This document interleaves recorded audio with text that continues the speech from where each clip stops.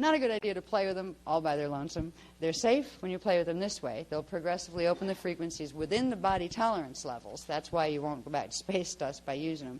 They'll progressively begin the activation of the Veka levels first. The Veka levels of the, what do they call it, the racial bodies. Okay, they're the hub bodies of the Veka level. We have racials, then we have RashaHalas, then we have RashaHale, then we have Rishale, and then we have RashaHala, one of those. That have their charts to come. There are so many words in these charts this time. My mind is still spinning with lots of A's and A's and L's and consonants in the front of them. What I do want to tell you real quick, while we have this up here, just food for thought. If you know any Wiccans, I'd suggest warning them because they're not going where they think they are. All right. When you use a pentagram by itself and you don't make any calculation at all for the alignment of its top point, right?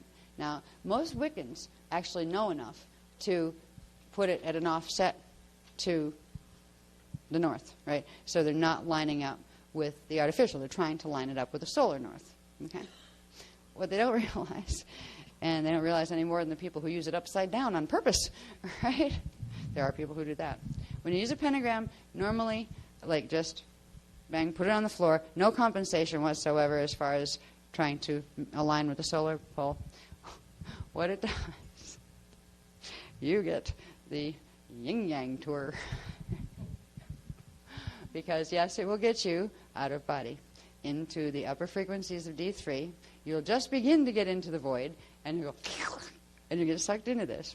Pulled into the gravitron. If you've used the Merkaba, I mean, not the Merkaba, the five-pointed star, because it is a vehicle. It actually activates a certain level of the Merkaba vehicle. It's not a vehicle unto itself. It's a key. It's an ignition key to part of the hub. All right? You can pull a little bit of frequency from the hub, but when you're using it without aligning it with the hub, now the way it showed there's actually two akashas that are aligning it up. If I get a chance, like in the one, the original diagram that you saw before you did the exercise, the code itself is in alignment. There's a bunch of other circles you don't see that have to do with the graphs of the Veka bodies where you can see what you're actually releasing, and what bodies are coming together through use of that code. But when you just use a plain old pentagram, pop yourself in the middle of it, which is usually the way to do it. People lay down in the middle of it, or sit up in the middle of it, or whichever, or spin it around them. Kind of stuff. You end up getting sucked down in. You do take a real quick trip to Earth core, and if you've used it without trying to align anything, and just use it with a point up, you'll go shooting out this way. You'll end up, well, at this point in the precession of the equinoxes, you'll end up in Polaris, in the black hole connection that's run by the Wispers, which is basically like affiliated with Anunnaki and those kind of things. So you'll end up there visiting them. And what's really sad is if you use it, like I know some Wiccans do, we're going to be sure you don't just go with a tip anywhere. You have to make sure it's aligned with solar, solar north. Yeah, right. Well, good luck. Good thought. Idea sounds good. However, what happens is it still gets caught in here, and it gets turned upside down. And it doesn't go up. It gets sucked down, and it gets thrown into the Wispers black hole system. And it gets a little tour there. Like when you're using these vehicles, they make enough connection to here where you can actually come back up. You'd have to do quite a lot. You'd have to break the cord, just like we have our natural cords to our Merkaba vehicle. You'd have to break the cord to your vehicle key if you were going to just go away and never come back with your five-pointed star. But people aren't going where they think they're going. And when people are using five-pointed stars to try to suck energy off the universe, because that's usually what they use them for, what they're doing is sucking energy off here, and what this is doing is sucking energy off the unified field and whatever it can get its little vortices attached to. They're like lips. It's just whatever those vortices get attached to. Imagine like suction cups on like an octopus. Suction cups. That's what these are like. Anyway, I just wanted to let you know what happens when you indiscriminately use pentagrams, and that's why we never just played with them. We always use them in the circle. They are the key to the archetype, which is the D5 bodies. This has to do with the racial grid bodies and the connections to the hub. They are the hub key passes. When the hubs are working naturally, the hubs always work naturally, but when our connection to the hub is working naturally, they would be used freeform as literally, there's a door, open it with a key. You got the key. That's the key. And it takes you first into holophase Merkaba and into the D1, the density 1-2 void, and then down from there opens hub access. So they're natural when they're used naturally, but it's hard to use things naturally when you're living on a planet that looks like this. So anyway, right now we're aligned with Wiesdracht black hole down there, and we're aligned with Polaris, and it's before it had half fallen, and now from what I hear, Polaris is Gaia, by the way. The planet referred to as Gaia, the star we see as Polaris, is actually the body of Gaia that is our density 3 level of Earth. And Tara is Alcyone, just so you know, the star that they call Alcyone up there. That is the soul level of this planet, which is called Tara. So the history of Tara is the history of the star called Alcyone. You won't hear that from the Pleiadians, though, because they're trying to hide what they did to Tiamat. It used to be part of Earth. Just want to show you real quick over here. And I'm going to take a drink and then keep going because I can't afford to stop, actually, with the time frames. All right. Just wanted to show you on the map here. This is just a quick photocopy of a part of the map that we have out, thanks to Wilbur and some people who've helped us put this together as far as getting all the data together, because we have gates all over the place as far as anchoring things. We're seed atom, planetary seed atoms. We have all sorts of gates interface systems. So there is finally a map, and it really came out nice for the persons who did it. But this is just showing you, it's this gravitron here, right? It's just showing you that's what it is, because if I put it where it's located, you wouldn't see anything, and it'd obliterate half the continent, right? The shape, I didn't have time to play with this and go, no, let's take it down to 10% and see if that works. There's just not time to do that level of detail. And when you're working with whiteout and a pen, it's much different than working on a computer. These are all diagrams that would be really nice if we could plug them into the computer. And now that Az is learning CAD, there's just like infinite supply of stuff you could play with if you wanted to. So this is actually focused in here. This is North America here. All right, down here you got the Gulf of Mexico. So this is in here in the Belize-ish area. It's hard to see on this map because it's around. But there's the Gulf of Mexico. In the middle of the Gulf of Mexico, there's a swastika. Oh. The swastika is actually called a turnstile hub. It is a hub that's part of the Michael-Mary turnstile matrix, the Michael-Mary line crew, which is the Archangel Michael line crew, which is a set of particular grid implant systems. They run all the way up through Canada. There's a big one in Nebraska that connects down into the one in the Gulf. There's a bunch that run through Canada, like Lake Louise. Louise, is it? I always get that one wrong. It is Louise. Usually I say Lorraine. I don't know why. Yeah, I actually got it right that time. These interface through the ley lines and horizontally run and connect to some of the main grids in England, and then out through the rest of the planet, through the planetary seed atom. What is being done right now, what has just been successfully accomplished actually by the Budhar crew, is that the Lastaki wormhole set, these are very, very old ones from seeding 1 on this planet. Well, they've blown them open, and you have one over here off the coast of Los Angeles. You have another that connects into HARP, and that's why they put it there. Actually, that's where they're moved to put it there, because the people who are involved with these are the same people who are involved with a particular branch of the Montauk crew that are involved with a particular branch of the South American South Pole crew. And there's a group that are within the groups that are mostly DRAC. They're into the ETs. They know the ETs are here. They're working heavy science, heavy technologies, that kind of stuff. They think they're great. What? I better shut up. Okay. On that. Anyway. I just gotta don't talk about that on film because I'll get in trouble. Okay, by them basically. They don't want to be talked about. Anyway, what we've got going is this. There. Yeah, can't I talk about it? All right. Anyway, I won't talk about the Louvre Museum either and its connection to that, and a few other monoliths that are placed in specific places. We got Hawaii, the Alaska place with the angels that don't play, and the actually they do, and the off the coast of L.A. that is a triangulation. And at a center point, somewhere out here, is the main wormhole, and this is like the triangulation network that runs off it. What they've done is our black hole, it's a small black hole. They've made wormholes into over here. There's two small wormholes, which are the parallel Earth equivalents, like the ones that show through where they come through on our side, on our Earth, of our wormholes, which are here. They run, I think, the A7 line. I think that's here. It's hard to see on here. Anyway, wherever the coast of Florida is. Florida, where are you? Under the arrows somewhere. Yeah. Anyway, yeah. That's Manhattan, so it's down here somewhere.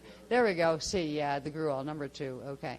All right. So down in here, we've got, I think, no, that's Bermuda out there, so that's them right there, right? Yeah.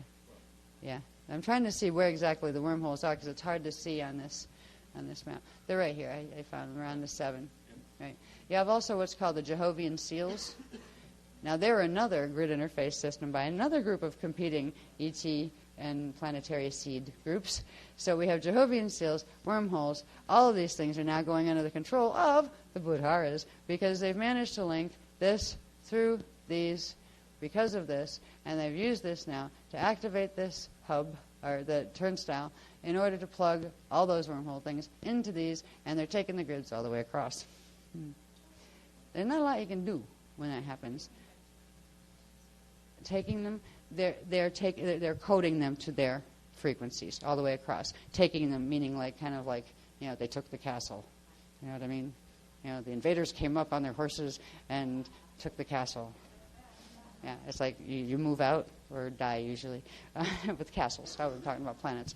Anyway, so the reason why the stuff is kicking up in the Gulf, this started last year. There were 3 storms. I mean, it was really bizarre.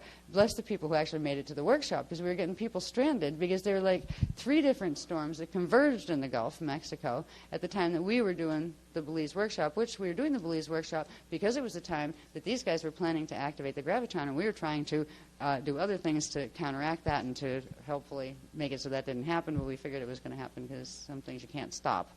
But we were doing our grid work, and a lot of our people got caught up in even getting there. There were people that had to pick up the boat once it got to Belize because they got stuck at airports and were sleeping at airports because of the hurricanes, right? And we thought, well, that was pretty strange hurricane activity. Yeah, what happened this year? Well, we got 2. They seem to come in 3s. So I'm wondering if there's another one coming. The Beloveds haven't said anything. And they did say that the evac waves, because they talked in India about, I think they said there are 7 evac waves. Some will be larger than others. The one big one was the first one with the tsunami that took out all of those people. They wanted to go. They probably didn't know it on a conscious level, though, so, you know, I'll give them that. But they said this one was, when we saw the first hurricane hit, not Rita, the other one, Katrina, Nina, whatever. When Katrina hit, we said, is this one of them? You know, how many? What's the death count going to be, or whatever? And they said, yeah, 2A. 2A. Okay. So then we saw Rita come up behind it about a week later, 3 weeks later, something like that. Yeah. I said, is this the other one? B. Okay, B. How many letters we got here? I do believe there's a C. I don't know when it's coming, but they come in 3s. There's a 3 pattern that's set with these. It has to do with whatever they're doing with the mathematics involved with shifting this. What's going to get really strange is if the Gulf is stuck in here and you take this thing and you shift it this way, and it's going to be done by the end of 2006, right? It's going to create some really weird torque down here where its hub area is. Its hub, the thing it rotates on, right? Which are that temple complex set that are in the Gulf. So what's it going to do over here? I don't know, but it's not going to be pretty. But it may be so insignificant because it may be doing something even bigger on a planetary level. They haven't said that we're going to go into pole shift. They haven't said even that the magnetic fields are going to shift. They've said it is imperative that we learn to activate our RashaReisha vehicles and then go up to RashaReisha level very quickly, and that it's not a matter of, not a matter of if, but when it would be time to blink out for a while, as they like to say. See, if it all went well, they wouldn't need to bother bringing a big one in where we could actually go and meet them. But if there seems to be some events that are going to take place because of this series, and it's probably going to be after 2006, because if they're successful, and the if is funny, it's more like when, because there's nothing other than frying the whole system, which the beloveds won't do. They won't use Cantoria to do that. I mean, if they just open the hub, they'll take care of the whole problem, us included. Be time to say, hey, space dust. Yeah, I thought it sounded kind of interesting a long time ago. Why not, right? No, most of us don't feel that way, and they respect that. So they will do their best to help to keep the situation balanced. But it is, as far as Guardian terms, it's beyond red alert. Red alert was starburst and red pulse. We are still in a starburst cycle. We are still going to be getting starbursts coming, one pillar each year. What this is going to do with that changing, because when this shifts, what are they going to do? Those mega suction cups in the sky, they're bound to do something. One of the things it's going to do is going to bring them back into closer alignment with the natural solar arcs that are given off by the North Pole and the South Pole, which means we'll be, I think, starting to turn on the Templar into reverse vortices. I think it's going to start anchoring the solar arcs. There's so much detail to what this is going to do. They only got to the point to show us this far, like this is what the problem is, this is what the fields look like, this is why you need to be concerned, right? Because they're going to move this. So as far as I know, the biggest announcement is that there's probably going to be Earth changes because they are shifting the graviton manually, forcefully. Oh, lovely. And they just said those Earth changes could begin as early as tomorrow noon. Or not. That's why they don't want to scare people, but they want to prepare people. Okay? Anything else? Yes, there is. He says, yes, isn't there always? I said, yes, there is. Oh, yeah, okay, good idea. All right, he suggested I take a break and have a soda, probably because he noticed that my tongue is sticking to the roof of my mouth. Okay. Anybody need to get up or anything? It's 6 o'clock. Okay. I mean, just so you know, you guys aren't like quarantined here. You're not locked in the room. I'm glad you're still here, and I want you to get the entire thing. But I don't want you to feel like you're being persecuted and, like beaten to death when you go to your first workshop and you had to stay up till 8 o'clock in the morning. I do apologize. It works that way sometimes. What I do want to get to, even if I have to go fast, is the structure of the hubs. You need to see where the hubs are. You need to see the relationship of the hubs to some of the basic structures of the light body spheres we talk about. So you see where your RashaReisha fits in. So where you see that the hubs are actually part of your intrinsic anatomy as well as that of the universe, because then all of this will make sense and this won't be as scary. All right? Because on its own, this is pretty scary. If you realize you do have the ability to do what's needed, and there are people that will help you, you will also be able to find out who these people are and what level they come from. The people called the Hathors, they identified the main councils coming all the way down from the top level, from the Akasha Ea level, all the way down. They've identified the hub councils by their main groups, their high councils. So you know who these groups are. Some of the names will sound familiar, like Hathors, that they are the ones that seeded or tried to seed and bioregenerate the Hathors. There are ones where the Katuri, which are the ones down from that were the original expressions of the Cathars, which were actually Azarites. A lot of us incarnated into those patterns. So you'll see where they fit. And it's important. I will go, if I have to, till 8 o'clock in the morning to show you this for those who want to stay. You've stayed up this late, and you've been so good about the whole workshop and, waiting. You deserve it. That's why I'll keep going until I fall over, until I get this delivered to you. Feel you deserve it. So anyway, if you want to do a quick bathroom run, that would be good. I'm going to sit down for 2 seconds just to ease my back just a little and have a quick drink. Do a 5-minute-er, and we'll come back again. Well, we got very little time and lots of stuff to talk about, so I'm going to get moving. And that way I won't fall over and fall asleep. No. Anyway. we left off with the issue of the gravitron. I think got the point across enough where he realized we got some interesting pole stuff happening. I have a feeling solar anomalies are going to be the first bit, and they will let us know. If we will put if we get information, that's of an SOS type nature, like pick up is what time on what date kind of thing. We will let you know. We'll put it on the net or whatever. We'll put it out on the e-group, that kind of stuff. So it's not something we keep to ourselves. We're here for the long haul, and it's kind of like the concept of the captain goes down with the ship. Well, we won't take it that far, but we'll do our darndest to get the ship out of here, if you know what I mean. Yeah. Been there, done that. Didn't do any good. Actually, I never went that far, and I never planned to. I do not want to visit Budharas. Okay, let's see. Okay, you can stick those there. Yeah, we can take this one now, too, because we talked about enough on that. And there's tons of technicals that go with this stuff, by the way. That was just the simple, summary, brief stuff.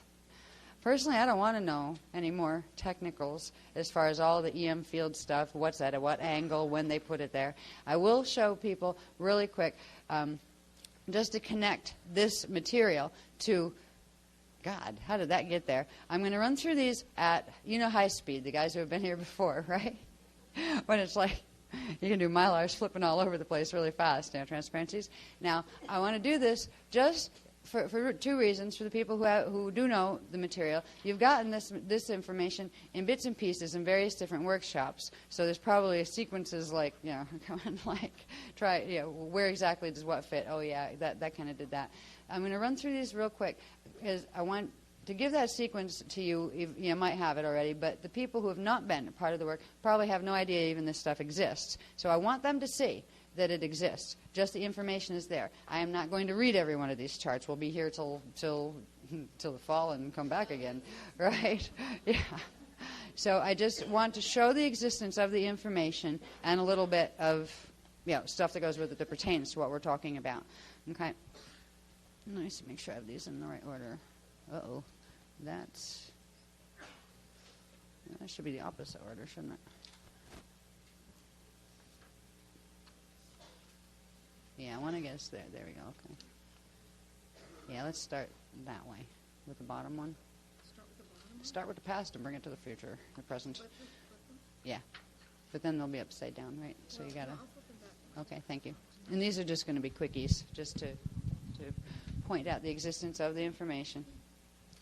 If we remember, I believe these were given when we were in Paxos. These were another set that had me. My brain was fried trying to bring these through. But basically, it gives a summary of the history involved with how Earth's Merkaba fields went from being their natural 33 1/3 clockwise electrical top spiral, 11 2/3 counterclockwise magnetic bottom spiral, to the mess they are in today. So there's a whole history. This started here on this planet when it began getting plugged into the beast, was the electric wars 5.5 million years ago. Hopefully we're not going to see another set of those with what's going on. Terra got physically invaded. All right. While we were during the Morocco period for us, Terra was physically invaded by Budharas. And I don't know, and the Beloveds has said it is a possibility.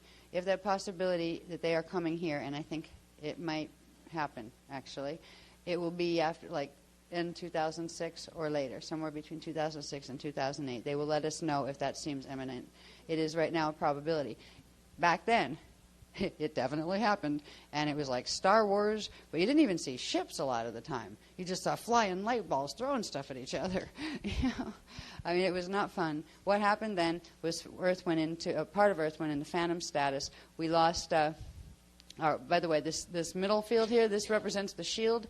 I didn't talk about this at all. I just want to point out, again, with the people who know the Merkaba stuff know this, that the shield spins at what's called the differential. The differential field that runs the shield is the difference between the spin ratios at the top and the bottom.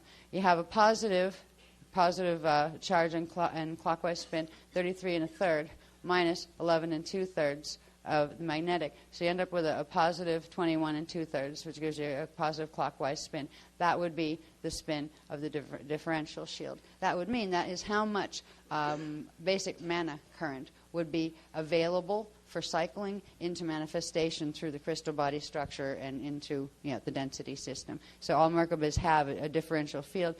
And what's interesting is the differential field works completely different on the antichristic Merkabas that are same spin spiral sets, because they spin the same way. They start out this way, and then they use one spiral they reverse one spiral, use it to override the other, and then phase lock them together and tip them upside down and break their axis connection to their natural, vertical currents. That's what they did here. That's why Earth is tilted instead of having a natural north axis.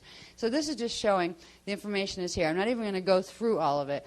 This information, this is not going in K23. It's too detailed for that purpose, actually. I think this is covered in is it the Hethalon video stuff? It's one of the Paxos ones. Yeah. Yeah, for anybody that might want to look up this stuff to see it. So there's like 4 charts to go with this. This shows, basically what it shows is that were the natural spin rates. This gets into the antiparticle universe, which is where the beast machine is plugging our twisted Merkabas into a set of counterpart twisted Merkabas that was on what was parallel Earth. Parallel Earth actually fell into the Wiesa black hole system during, I forget which period.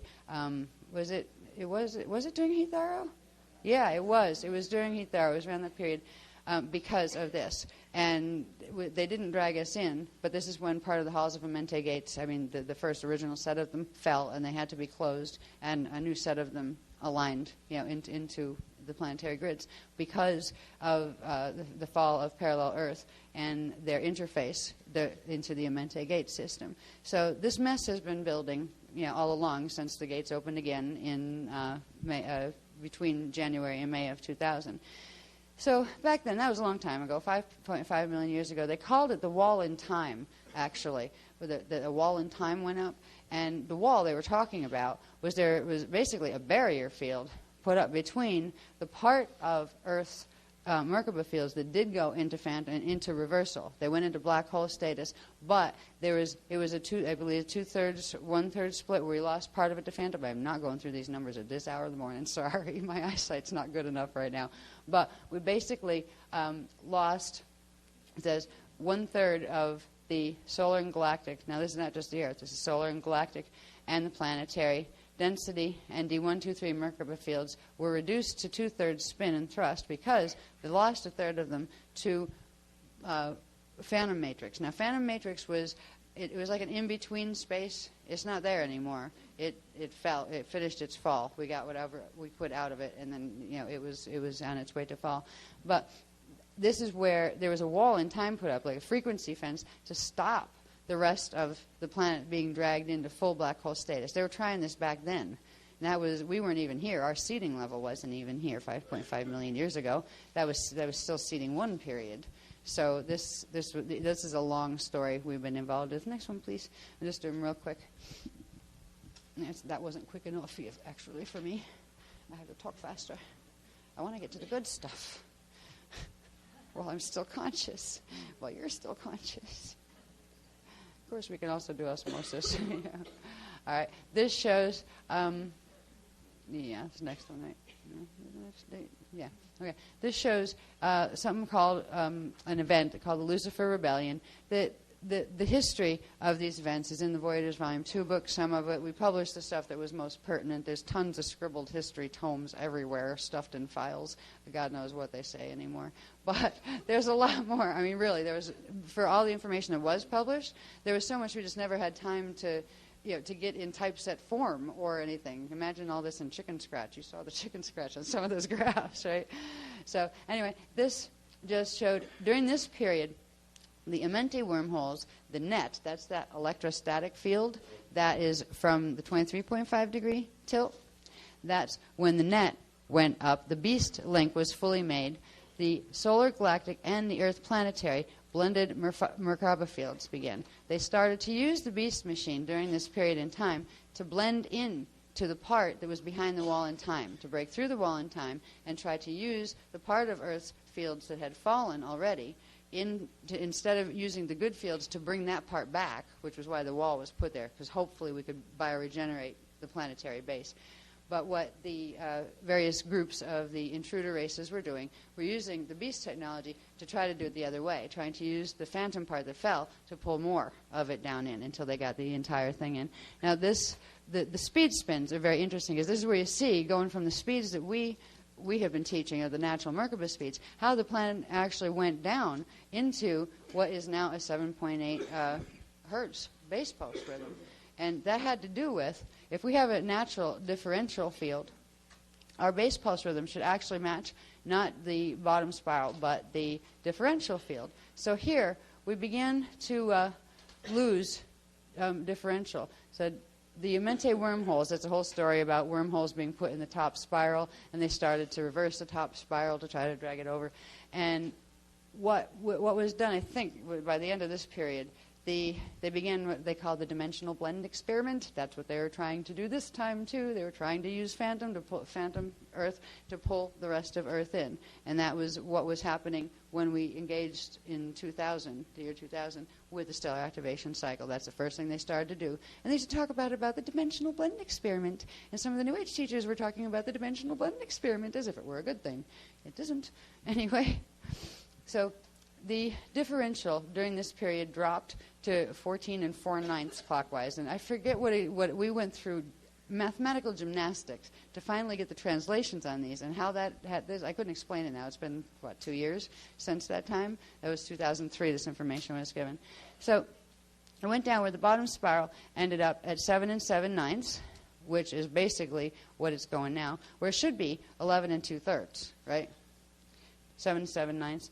And the top one went to 22 and 2/9. Now, there's a progressive attempt to bring spin speeds into a situation where a link would be made between here and the parallel, not parallel Eka, but our parallel pKa universe, where a set of same spin spiral sets could be made by forcing together on the same spin, making two counter-rotating fields out of two solid Merkabas, where you phase lock their top and bottom spiral together and then force them together to create a larger vortice.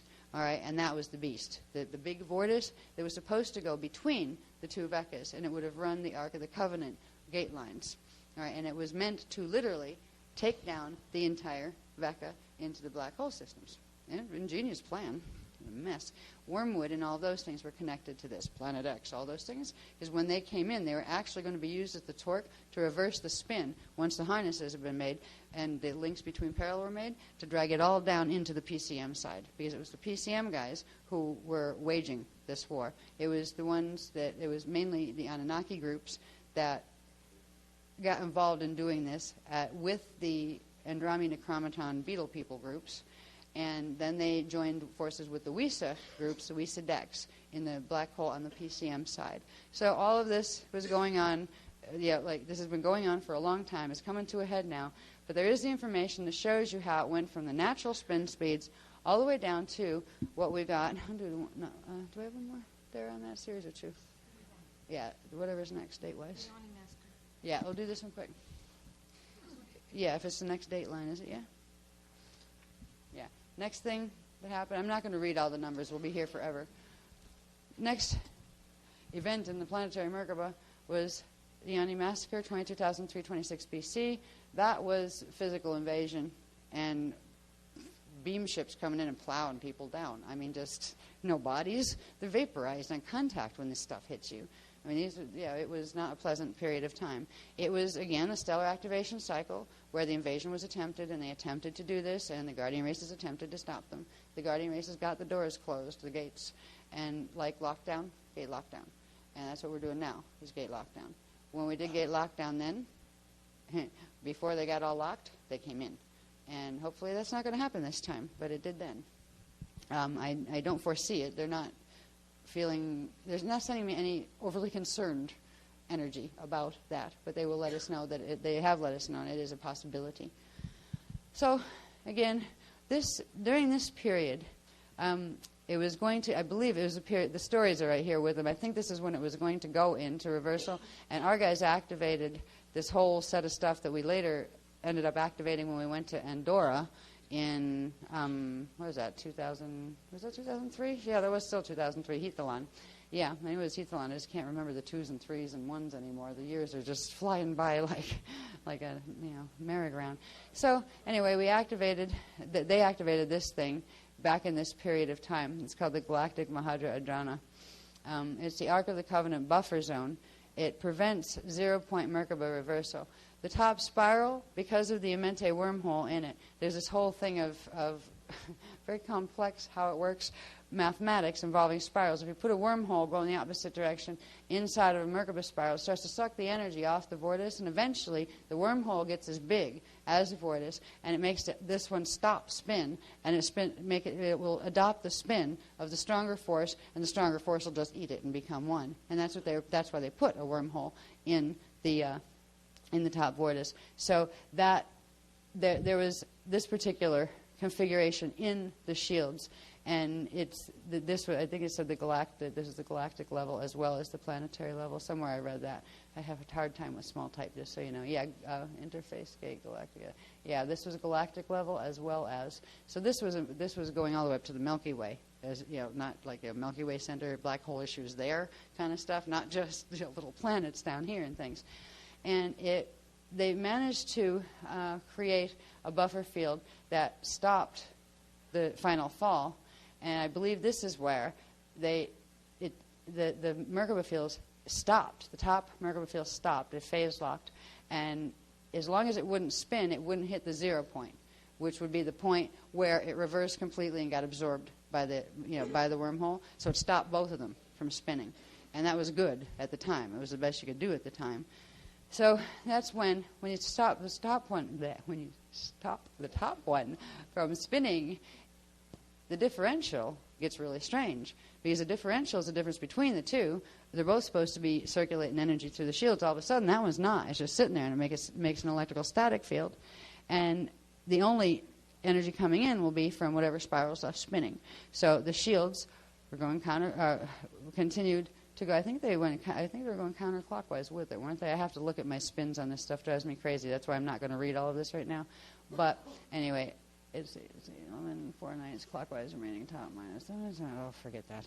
It's just too much for my little brain this morning. Anyway, what happened with this is the 7.79, which was the, what is that, 2/3? 1/3? That's 1/3 left, right? Yeah, 1/3. And 714. No. What is that? Yeah, I forget how we got the math, but it all works out perfectly, as far as how the maths came down. And this ended up as a 7 7/9. It's still the 7 7/9 at this point. But when these were stopped, the differential changed. It had been 14 or something before that, and then it just went down to the spin speed of the bottom spiral. And it stayed on that spin speed since that time. That's where we get the 7.8 hertz of the Schumann resonance, of the field. So that's where that came from. Next one, please, and get through this bit. There's too much more good stuff, new stuff to come. Oh, yeah, that's the one we didn't even get to typeset then. That was 3 years ago. Jeez. There's just to show you the progression, and it's mostly the headlines that I'm interested in showing you in this. The Great Galactic Zero-Point Netting in the Age of Darkness, 13,400 BC. It's the zero-point netting, the solar, galactic, and planetary monadic reversal, and the 7.8 hertz Earth core vibration. This explains how all of these things took place, God help us.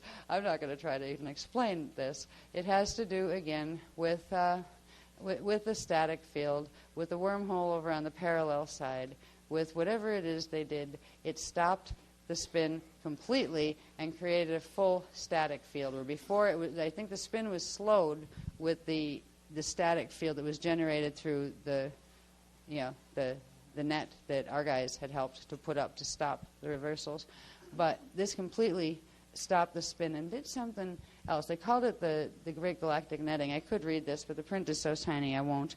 If you want this information, it's in one of the Paxos workshops. We can find out if anybody's interested, on the e-group or the website or something. We can find it.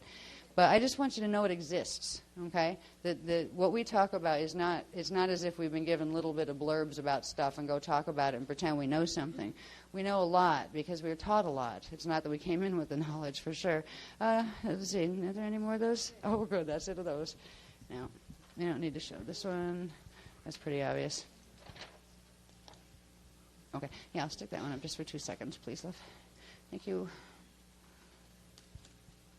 I'm going to get through these. All right. This, for those who haven't seen it before, is a mess. But besides being a mess, it shows the our galactic plane with, and this was before we had the proportional bits on the Merkabas and stuff. What I need to do is plug in the proper proportion Merkabas, and it will, give less distortion on the diagram. But it shows the basic relationships. What it is our solar shield, our solar plane. Sun's in there someplace, buried under arrows. We have the galactic Cathara grid here. This is to show this alignment of all sorts of wacky gates and things up here, where there was. This is when the Catharo electrical peak, Krishtik seed atom reset cycle was going to come down. That was in reaction to, I forget which one. We went through those yesterday when I had my little list there. At this point, I can't remember my name. So, but the Catharo was triggered because of whatever it was that they did right before that. It might have been the Twin Towers, but no, it was something before that. They started activation of the beast, I think. Yeah, in 2003. Yeah, 2002. That's when they started the Blue Fire Sword and the Spear of Destiny bit, right? Those guys were, throwing energy at each other, basically. We had, like, frequency wars with the Drat groups and the Anunnaki groups fighting with each other. Who was going to activate more grids first under their coding? And it was just, it was terrible for the planetary grids. And it triggered the need, for the Catharo cycle, which is where it's an electrical peak cycle. Catharos and Hethalons go together. You have an electrical peak called the Catharo, which means the electrical Merkaba goes to peak spin, reaches critical mass spin, and then actually folds up and collapses. It goes into what would be a vehicle, right?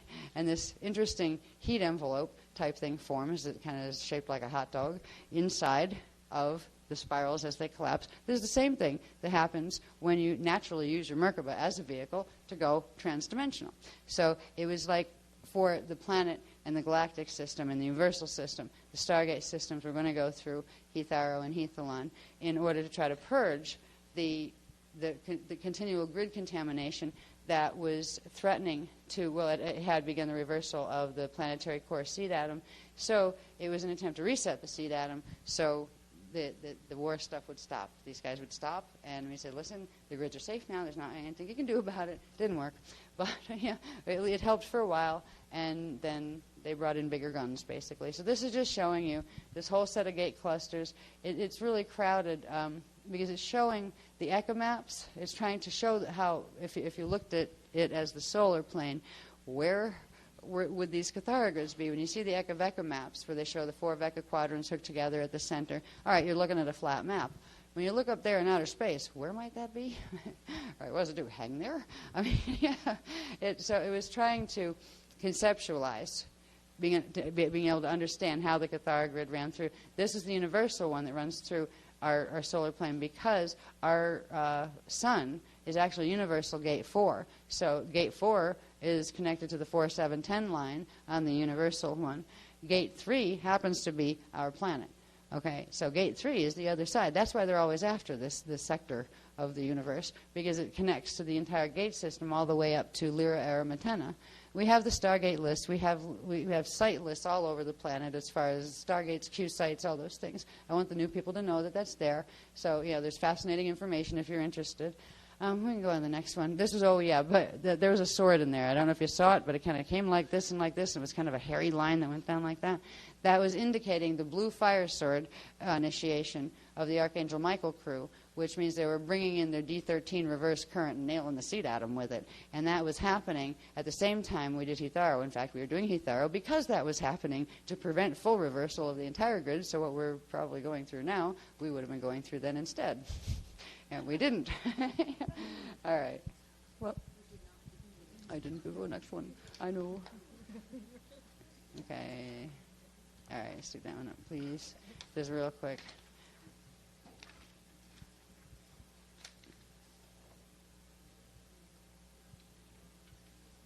Okay, I don't want to spend too much time on these. These were from India when we were doing the India stuff. That's why they didn't get set either yet.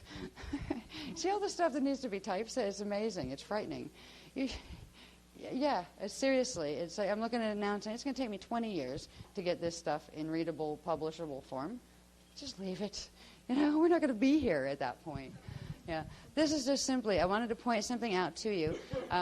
I don't know, some of you are probably not familiar at all with even the ECHA maps, which we're going to go into because we're going to look at the bodies, okay? We're going to look at the maps of our own bodies from here up to source, which are the same exact structures, but on a microcosm, as the macrocosmic structure of the cosmic bodies. So we'll see those in a minute, but I do want to point out, particularly for those people who know what this is. This is an Akasha grid.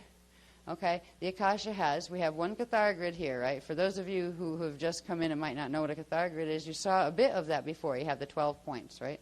And it's particularly, it's the square that then has the half square length up here and the half square length there, and it has the 12 centers, and it has the Iyumbi and the Azare and the Rajna, and it also connects into, this is called a Veka quadrant. The 4 of these together are called the Veka template. All right? So there's 4 together. You have PCM universe. So when we talk about PCM, particle universe, we're talking about the universes that are structured and built on this particular grid that has its start spin axis down here. Over here is the parallel pKa universe. They do what's called phasing, where they pass through each other at different times and generate sparks and life fields and all sorts of different things. There's many things that actually can be done in a Veka system, but not when it's damaged like this one. Right down here, down this center line, you see that this is a Veka. That's one Cathara grid. There's another little one there, same size. Another one up there, another one there. PCM universe, pKa universe. Over here is the parallel light and sound field, which is the outer light and sound field of the PCM universe. The one up here is the parallel light and sound field that goes with this one. What's very interesting is what we'll see when we get into the bodies stuff is these guys phase together and these guys phase together. And when I talk about phase, I'm talking about, imagine balls. You'll see the balls on these grids, right? Forming a pillar of balls. And those balls are spheres of energy, and they expand and contract. And when they expand and contract, they make different energy currents. When they expand and contract, for instance, there's 4 little spheres in here that are called Huva bodies. When they contract together, they pull up into crystal body and go up into the Eka. Right? That's what it means to activate your flame body. You're actually bringing up the levels of your density levels, your incarnate level here, your soul level and density 2, your oversoul level and density 3, your avatar level density 4, and you have a Rishi level and density 5 up above the Eka, actually. So when those frequencies come down and these frequencies of your consciousness and your interdimensional biology come up, that is when you enter full crystal body and a diamond sun, anyway, that's the first level, where you go from Eka to Veka. When you come back down again, you unfold. That's that pillar I told you about where the shields come back down. These are the shields that run across this way. You have a density 1 shield, density 2 shield, density 3 shield, and the density 4 shield actually runs across here. There's something else called the ethos etheric shield that runs here. That's Cathara 2-3 stuff and Cathara 4 stuff. So anybody that's interested in that, it's worth getting that course because I'm not going into that right now. But I wanted everybody to remember the Akasha. Now, this is called an Akasha because this big Cathara grid? That is the Akasha level grid. There's a whole reality structure and system of spheres built on that. That's the skeleton. And inside of that are these smaller systems of spheres. So what we're dealing with is the reality construct of spheres within spheres within spheres that start somewhere way up at the top of the biggest sphere with the smallest unit, the first particle. And that's some of the stuff we're going to look at once we get out of here. Okay, next one, please. This is this one. I just wanted to point this out because it's important that we start knowing having some reference of where places are when we're talking about going, right? Maps help. Now, these look like the same thing, sort of, but they're not. The gate alignments are different. You'll notice there's very specific numbers on the gates. You can hardly read them anymore because these have been photocopied so many times. But there are very specific gate numbers. The gate numbers correspond to the specific frequency, dimensional frequency bands that gate is structured upon. All right, so they're not just randomly numbered. And they're different numbers. We have our 369, our normal 369 is going up our right side. When you look at these, it's as if you're like this, and it's inside of you or you're on it. All right? So the 369 side is on the right, and the 4710 side is on the left. That's how these are read. This is what's called our PCM Universe 1, which means it's part of what's called the Eka Le Attore flame system. There are center flames, or cells, standing wave composite standing wave cells of living consciousness in the form of conscious radiation energy. Right? They're eternal. They phase and continually replenish themselves. And these flames are actually what create they're flames of what is called the monad. The monad is a product of the first Partakai phasing and a whole bunch of things it goes through until it becomes the thing that is called the monad, which we'll see at least the structure of that progression when we get to the other parts when we're talking about bodies. But this would be the monadic shield in here. All these little areas in here, they define areas of frequency, first of all. They define levels of spheres. Again, we have spheres within spheres. You can look at this as flat, as if you were looking down at it on top, or you can look at it from the side, pretend this is running through the middle of it, and these are actually spheres. Right? You have inside spheres, and then a sphere outside of that, and a sphere outside of that, and a sphere outside of that. So they actually work both ways when you look at them both ways. I've tried to draw them, like draw a side view, and I always get tangled in knots. I haven't got there yet where I can say, okay, this is it. Look at this top view, and then put it this way and see how these flames stack. We're aiming there, but we haven't got there yet. But the important thing to understand for the people who don't know anything about this, I'm not getting into all this stuff. This gets into what flames are in the center, what the names are of the flames, how they phase together, what they create. We'll deal with that at another time. We don't need that for this workshop. But we do need is just to understand, because we talk about it a lot, about this place called the parallel Eka. Now, this is our Akasha system. That would be, if we looked at our Eka-Veka system as our level 1 Yukatharista body, which is your God body, let's say, to keep it simple. If we look at this as the Veka, and this little one in the center, which actually has a big counterpart that comes out this way that's just not shown on the maps, this Eka, Veka, 4 quadrants, and the Eka in the center. System is level 1 Yukatharista. Level 2 is the Akasha level. So when we talk about these levels, anyway, so this is ours on this side. We have our Eka here. There's an implied creation that if we looked at this as a disk, and it doesn't matter if you're holding the disk up this way or if you're laying it this way, imagine that it's a plate. The plate has a top side and a bottom side, right? On the other side of that plate, that is where our universal structure is forming and where its skeleton is and where its spheres within spheres form. There's another one that has an Eka. Now, their Eka points this way, and our Eka points this way. They're actually an Eka twin pair. And there are 2 twin systems. This one is called the Le'edore system. That is the name or the tonal resonance of their center monadic flame. And ours is the twin of it, the Le'etore. Ours is the male flame in here, but we have a female monad for our particular Veka quadrant. There are levels of flames. So it gets really nuts when you're trying to track what spins what direction, which is male, which is female, especially when you start tracking shield spins. You know, those shields. Oh, that's still driving me nuts. But I got a lot of it is in the K23 manual now, because I did analyze some of it and get clarity on some of the things that were confusing. So I just wanted everybody to retouch base, new word, with the fact that there is the top and bottom of the plate of these maps. And since these are spheres within spheres, now if these were just disks, right? If these were just disks like a plate, they would... One be, it wouldn't matter if one was up or one was down. They would still be separated from each other. But they have their skeletons that are separated from each other by something called a hub. And we won't show you that yet, but they were coming. But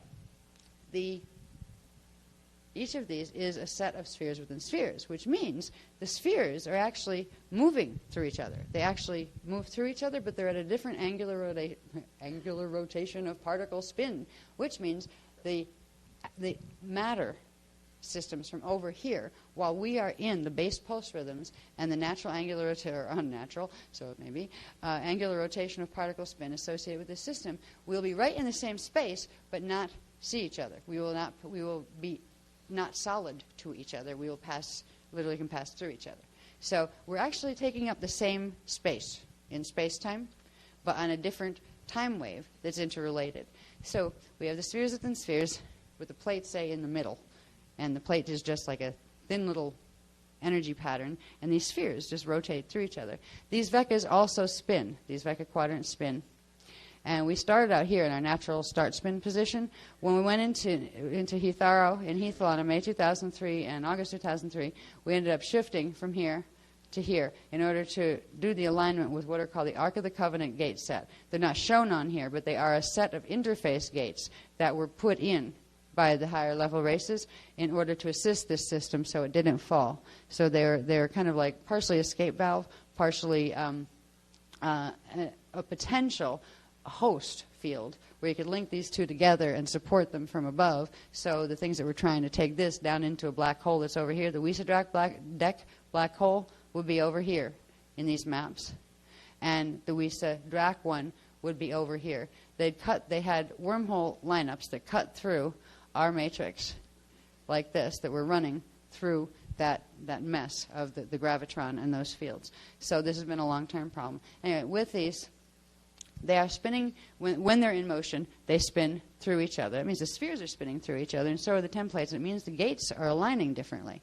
You'll have gates passing through each other, and for that period of time, there'll be an open access between those gates, and then they'll close again when they spin out of each other's domains. I think there's one more thing I wanted to show you about this. Oh, yeah, another thing I wanted to just point out again. These are levels. If you see here, it says Akasha A base shield, Akasha base shield, Eka base shield, Vecca base shield, and monadic base shield. This is showing you. Now see this, the monadic one runs what I call runs the Rajnas, right? That's the top line. If you look at each Cathara grid, that's where the Rajna point is. All right, so that the size of that sphere, that cell, runs the Rajnas, and it does. It runs through, and the spin of that cell feeds the Rajna flames. All right, that's where we get the etheric flames from. It's the interactions between these cells spinning.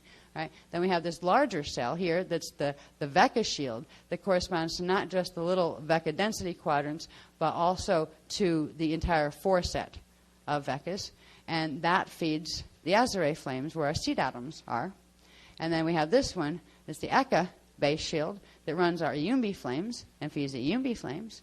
And then this one runs the Mahadras, basically. It's called the Mahadra at Earth's core. It feeds those flames. And then this one's the big one on the outside. Now this plugs into the bigger parts of the bodies or the maps that take you up into the Akasha A level from the Akasha level. So this gives an orientation to, at least you can have some idea of if things are spinning and having to align, what does this look like? It looks like this. We're down here in a system in density 1. Right now, because that rotated up here, okay, we started our rotation in May 2003. We rotated here, and from that period until January of 2005, we had made it to here. By December 2006, we will be at this axis here. Now, there's some good things over in here. There's something called the Polarian gates that run over in here, and I think they have interface in here. There's something called the Rama passage that we can take and link in to get into. It's another set of gates like the Ark of the Covenant ones. Okay, these are good news. However, we also have some not good news. We're here now. We will be at about that axis in, see, I didn't have time to draw these. This is why I wanted to show you these. In 2006 December, if we look here, this is where the 12s all meet in the center of the Eka, okay? Down here, you have the Eka 3 and 4 temples, which means you have there are gates. You have number 2 and number 1. Number 1 was Brennaway, and number 1 is the one that was split in 208,216 BC and formed this independent body that's reversed that's called Tellus. All right? Right now, we have Wiesa deck black hole down here with Budhara's interfacing from the parallel Eka somewhere over there. I forget. I had that charted too, and I forget where it is. But it's over in their map someplace. They've charted. They've come through from that side of the plate into this side of the plate, and they're interfacing with the Budharas. Have a wormhole link to the Wiesas, not the Wiesa-Drax, but the Wiesa-Dex. They're aiming for a link to the Wiesa-Drax. We're over here right now. We have the graviton vortice like this, right? They need to spin it this way and align it with Tellus. And then as we spin this way, it'll align it and open a complete chamber from here to here between the WISA black hole system, which is plugged into their black hole system through the wormholes. This is what they're trying to do. And chances are they may just succeed, unless there's some trick the Guardians have up their sleeve that can do something, which I hope they can. Now again, what is fall going to look like? Remember I said briefly that a thing can fall into a black hole if it has a certain type of containment field around it. It will still get some damage and be a bit twisted from what it was before it fell, and it'll never get back out again. But you can harness energy and take it into a black hole and retain its form. Now, I'm wondering if that's what the plan has been with them. I think it has been all along, that we just grab it and take it down there. You know, lose a few bits in the meantime, but, you know, like as we go, but most of it will be intact. And that may be what it's going to look like, which means the people on the planet aren't going to have a clue if it goes that way. On the other hand, if they start throwing any more energy than they're already throwing and doing stuff like this, or maybe they're going to come in for physical invasion. That's the feeling I'm getting, actually. I think there's going to be an increase in sightings, and I think there's going to be something happening between closer to 2008 as far as presence. I just have a feeling. I might be wrong. I mean, we might have other things that happen first that makes that a moot point. I don't know. But I wanted to show you on these. I wanted to, when I use these words, you know, Eka, Veka, Akasha, I wanted, especially the newcomers, to be able to understand some reference of what I was talking about. There are maps of these things. These are the skeletons. Around the skeletons are the cells, and the cells are spheres of energy. If you look at some of our science books on just regular 3D science, there's something called the Oort cloud.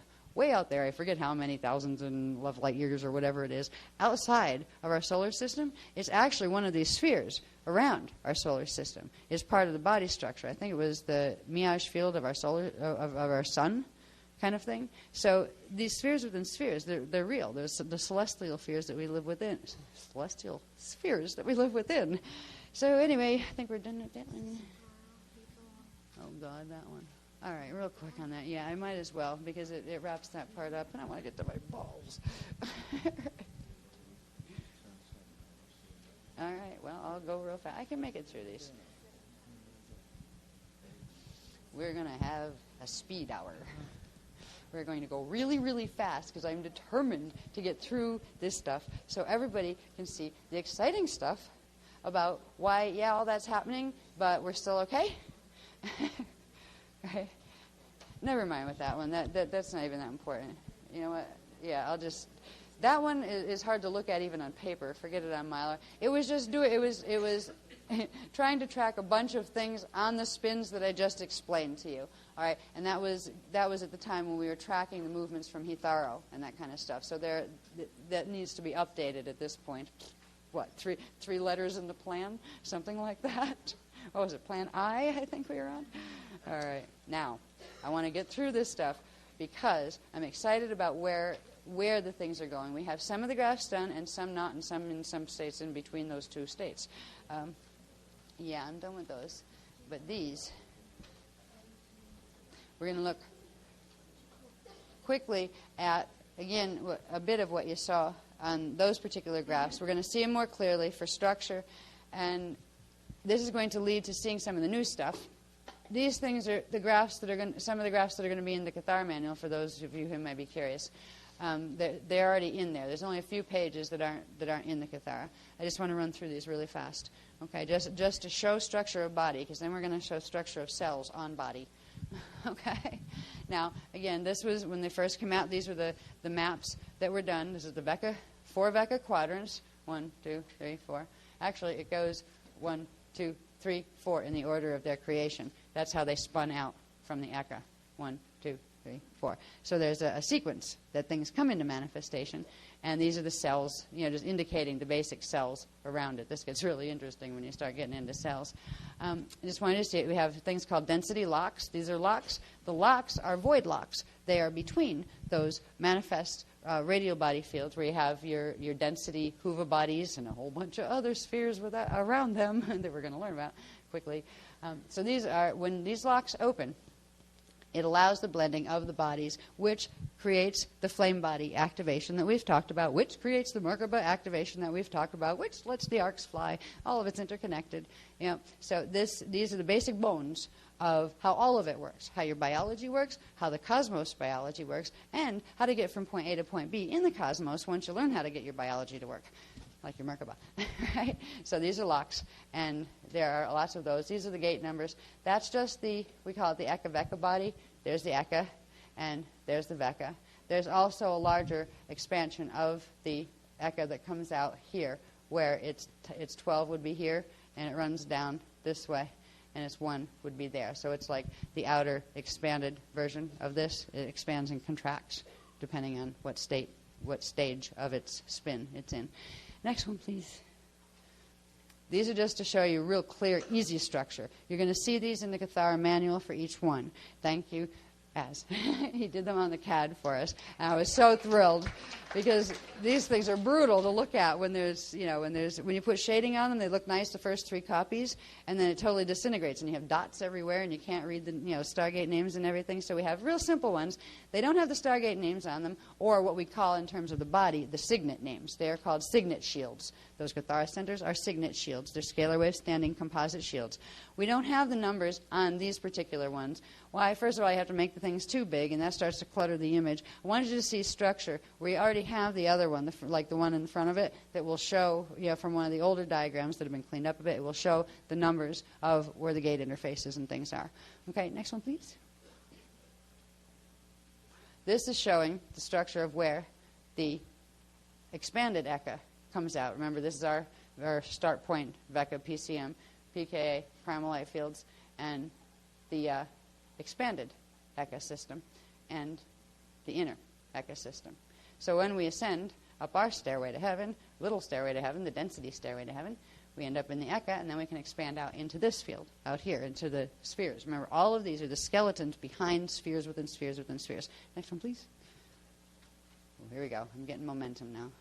Look out. Okay. This is... Now, see, these are listed still for the Cathara thing as personal, the personal body, but it is the same structure as the universal body. So these would be just as appropriate in a Templar manual that was teaching you about the temple pillars and about the cosmic stargates, because they are the exact same structure, same bone structure, same body structure. All right, we are all, everything was created in the image of Source. And this is the bones of Source in manifestation.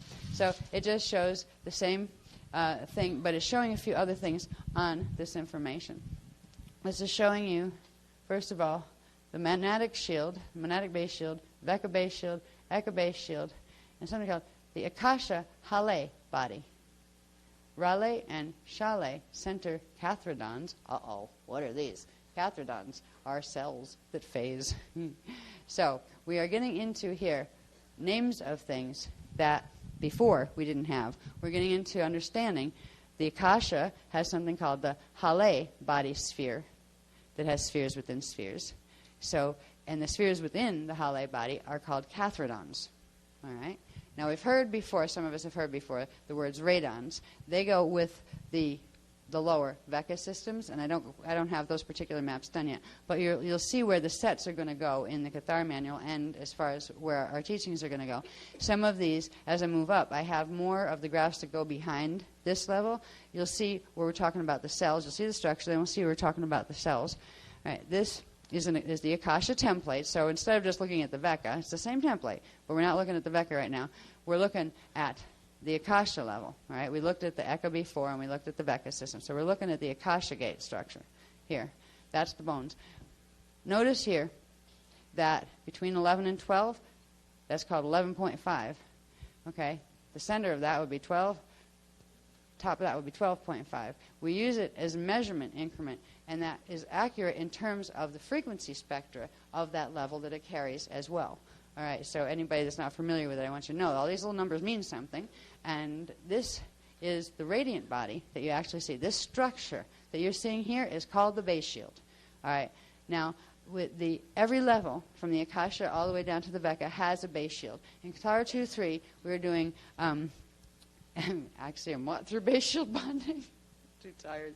We're doing aligning the axiom template by bonding it back into the natural structure of the base shield from which it came. Now, the axiom template is part of your anatomy. It's actually part of the template that controls what are called the genetic time codes. They control the central vertical pillar in your body, which controls whether or not your DNA is ever going to be able to reassemble its junk again, so it can produce the chemical celestine, so it's capable of going into biological Merkaba, where you can take your body, your full body, into Merkaba. There's a whole process involved here that goes right down to the cellular level.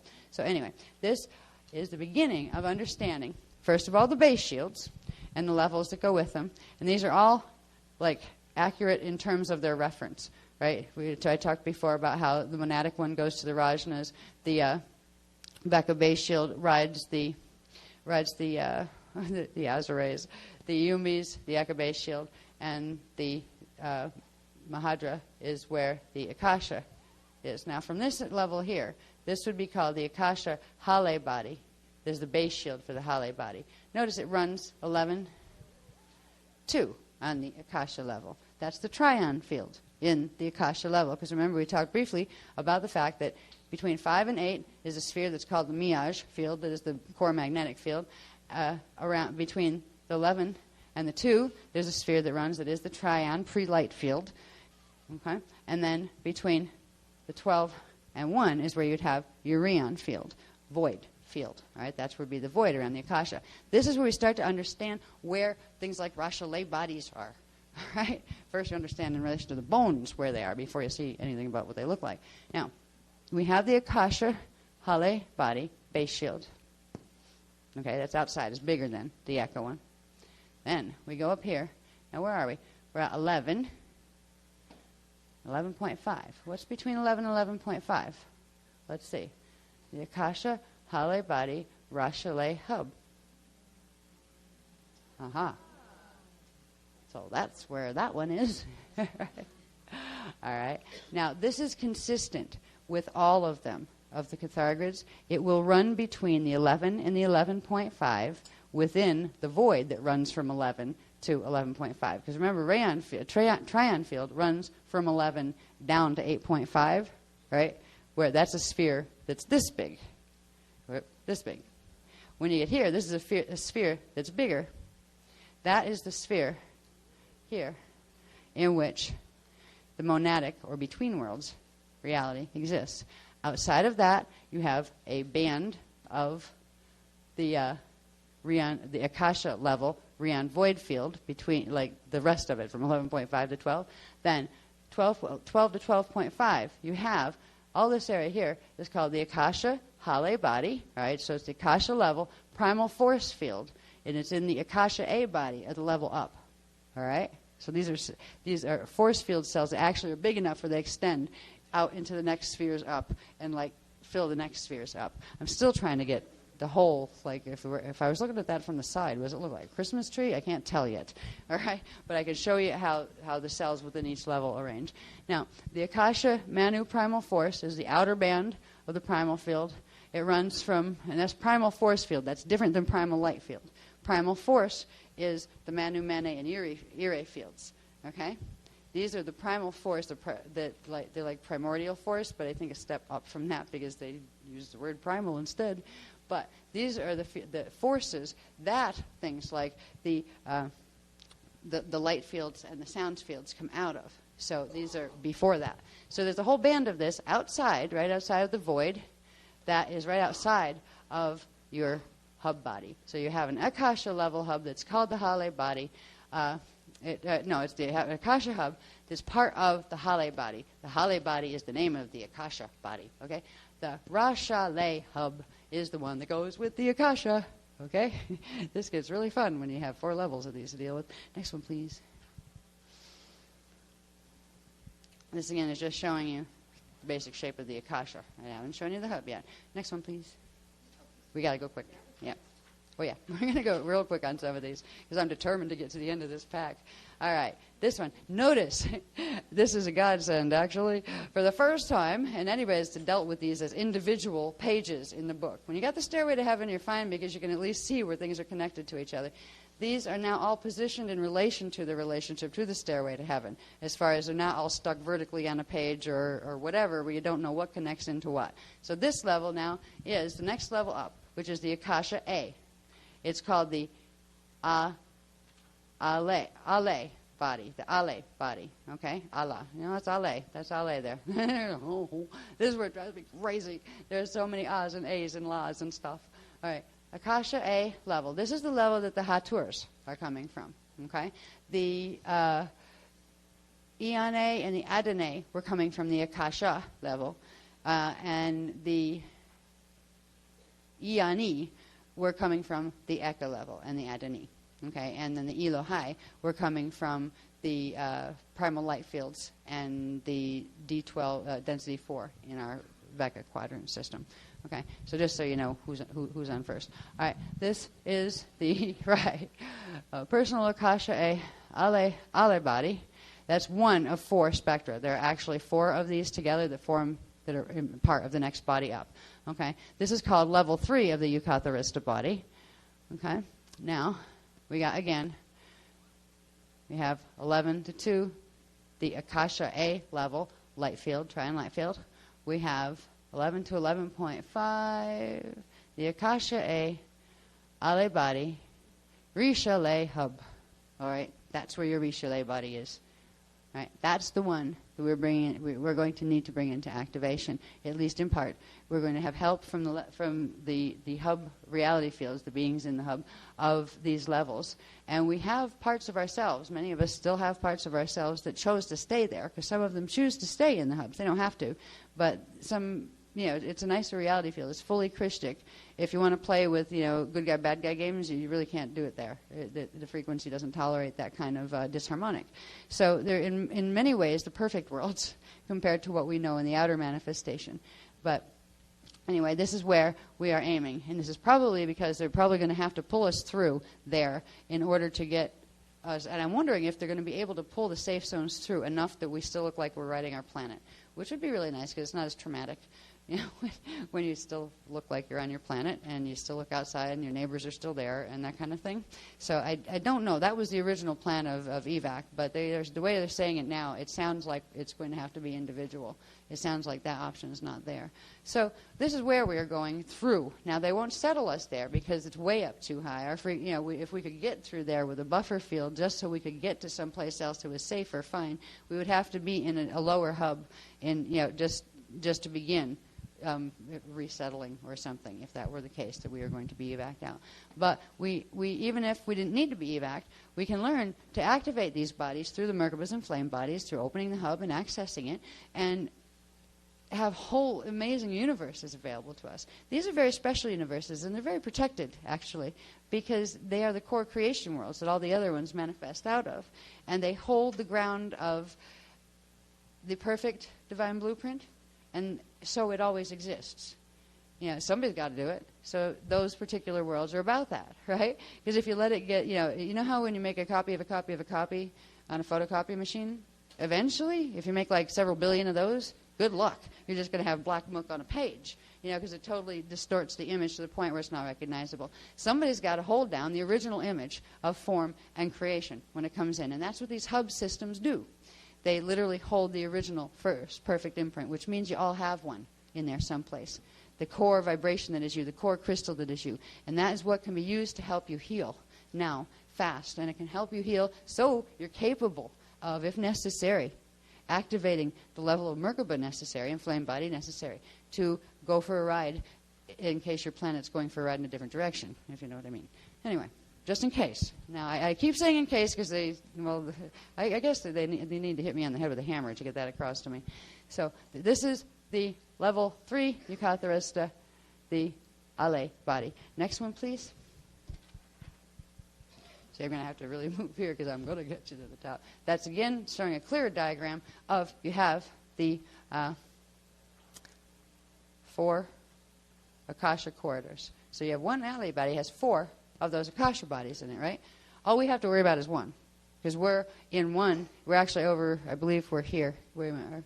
We are in density 1, Vecca quadrant 4, Akasha corridor 4. All right. We're in spectra 3. That would be, we're on Akashas here. That would be, we are here. This is our Akasha right here.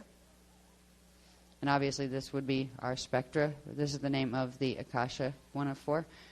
There's 4 spectra. So it's obviously our spectra, or we wouldn't be here. So this is obviously a picture of spectra 3. So anyway, next one, please. It's gone now. Sorry. So is time. Time is running out, so I've got to get through these. Anyway, this is the Akasha A. Akasha Aya. This is the top level, level 4, right? The Allah body. Yes, Allah. Okay. The Allah body. Sadly, I said Allah body. It shows actually where it's at right now in relation to us, in relation to its spin on its hub. The Allah body, and there's reasons why it's called Allah. It's not because we're Muslims. Because no, we're not. We're not Muslims any more than we're Christians or Buddhists. But we use all those terms. Why? Because they stole them from us. Why else? Jeez. You know, they're core tones, right? This is showing you the basic bones of the Akasha Aya. Akasha Aya body. And collectively, when you refer to it with its cells, it would be called the Allah body. This one's the Allah body. I trip over my tongue with these so many times. It's driving me nuts. I even look at them, and I have to look at them 3 times to say, what did I just see? Because they're so similar. Okay. Now, we're starting to get in to the configuration of their first cell sets. Now, these cell sets, there's 1, 2, 3, 4, 5, 6, 7, 8. 8 outside. 1, 2, 3, 4.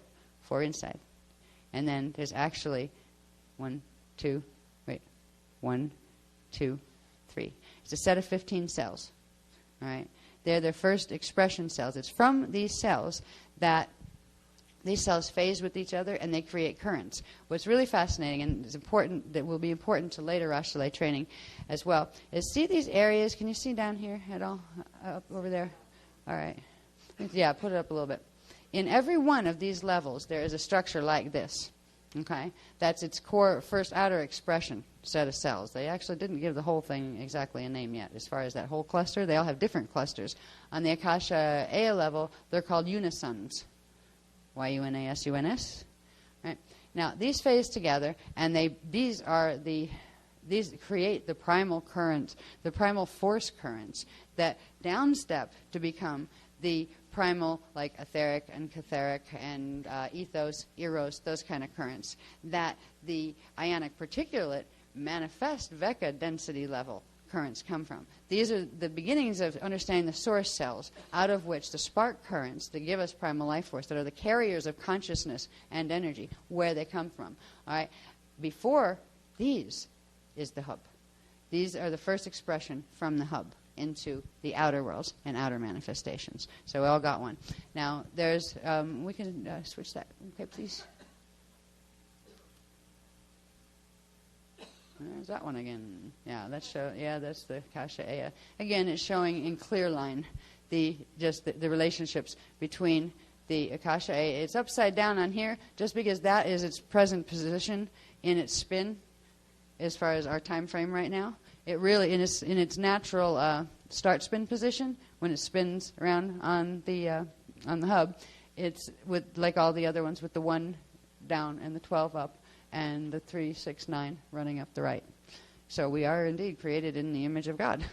And the reason why that encryption that gives us the Criss code was there was because there was a thought and a desire to create that formed the first particle unit, and it carried with it by accident, because it was there as part of God's source, the imprint of God's source, which happened to be the Criss code imprint.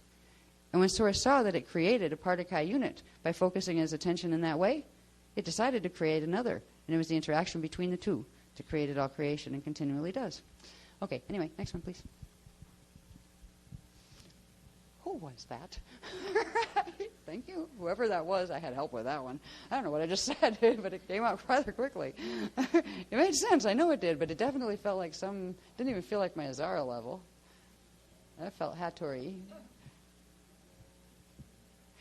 Okay. Anyway, this is what we call the Stairway to Heaven. Many of you have seen it. Some of you probably haven't. This is where we are here on Earth. Earth has stargates, right? We are in density 1 Earth. There's density 2, density 3, and density 4. That is expressed here on this part of the skeleton, density 1, density 2, density 3, density 4. There's our parallel light field. That fits here into the ectomaps. So we are here in the ectomaps, right? This shows you your Vecca quadrants. This takes you to your Akasha level with your Vecca quadrants. You're still here, but you're seeing that you're part of this, right? Then you're up here, and that is here. So you are here and you are here. So you get up to the top, you're still there. Which is you are here, and you are part of the body of the Yucatharista, which is the first and full expression of source into manifestation. Okay? How's that for quick enough? Thank you. And this is what happens when you get your stuff activated and your flame body activates. It's not showing the Merkaba levels, of course. It's just showing your lovely flame body. And you have your Amareya flame body level. Right? You have your ectoplasmic Amareya flame palm hands. This is what we learn to activate in K23, which is always fun.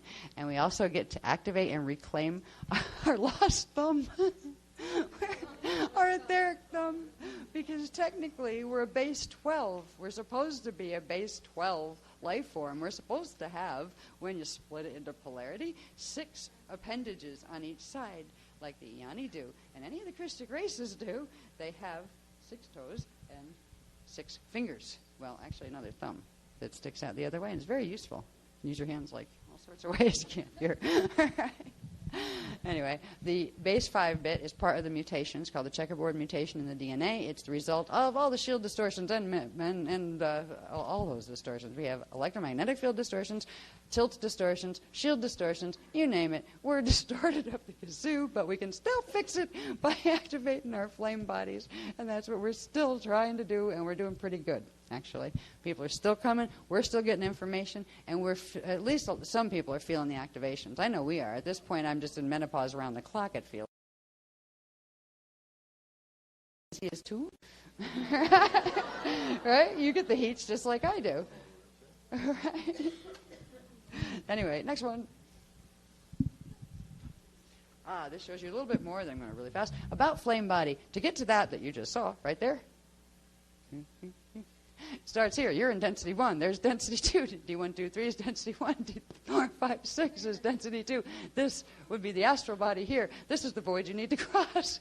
These are the radial body levels around you. These are your auric fields and Hoover bodies inside. You need to activate these radial body fields in order to cross the void. And when you do, you activate first this level, and it begins your density 1 flame body level. And when you get that, you can get more of these frequencies in here, and then eventually they blend and they create this, and you expand across the void. And that's also when you activate your holophase Merkaba. Okay? When you get down here, this shows you that each level of a 15-dimensional time matrix, these are the triadic, polaric, and decadic levels of the primal fields around it, but harmonic universe 1, harmonic universe 2, 3, 4, 5, right? Each one of them has a flame body level.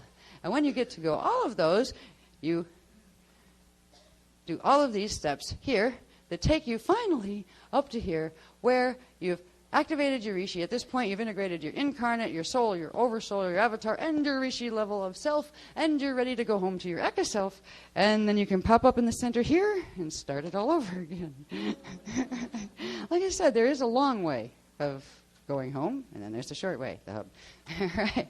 So these are some of the configurations that will form in your Merkaba field and within your biofields and your shields when you activate flame body and you still have the hands, which I love. Next one, please. Oh, yeah, when you get all that done, and you get to the point where you have an Eka body, you have, besides all those things you've seen, you also have a hovosphere, an orphosphere, photosphere, a locosphere, a logosphere. And I'm not joking either. I'm just laughing because it's just overwhelming. There's so much information. Right? This is where you find your axiotonal lines and your meridian lines running, and all sorts of other things that are in the K23 manual that I won't touch with a 10-foot pole right now, right? Because they're so intense of detail. That's why, for the newcomers, just so you know. So you have spheres within spheres within spheres that have lines within lines within lines. Right? This is before you even get to your physical self down here that's saying, all that's around me. Yeah. It's all around the planet, too. This is the natural structures. This would be the crystal body structures built on the Cathara grid. You have a the hoversun, the oversun, the photosun, the logosun, the lodosun, photoflame cell. And put them all together, and you get that flame body, which is called the chariot of fire, which is the vehicle which you can fly all over the place, because you can even go diagonally, which in a Biveka Merkaba you can only go horizontally or vertically. Now,